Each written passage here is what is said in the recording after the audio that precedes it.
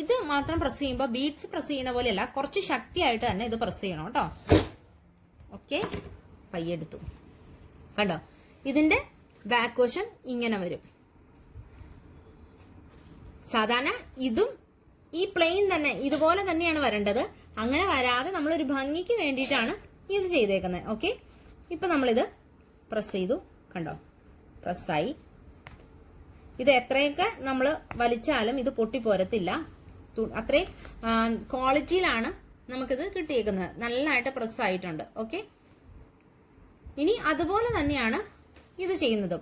ഇത് ചെയ്യുമ്പോൾ നമുക്ക് പ്ലെയിൻ ചെയ്യുമ്പോൾ മാത്രമുള്ള പ്രത്യേകത എന്ന് വെച്ച് കഴിഞ്ഞാൽ ഈ ഡൈയുടെ ആവശ്യം ഇല്ല.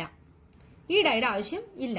നമുക്ക് ഇത് തന്നെ വെച്ചിട്ടാണ് ചെയ്യേണ്ടത്. അത് രണ്ടു വശവും ഇതുപോലെ തന്നെ ഈ ആണി ഇട്ടിട്ട് ഈ ആണി അടിവശത്ത് തന്നെ ഇടുക, മുകളിലേക്ക് ഇടുക. അതുപോലെ ഇത് മുകളിലോട്ട് വെച്ചിട്ട് ആദ്യം നമ്മൾ ചെയ്ത പോലെ തന്നെ ചെയ്യുക.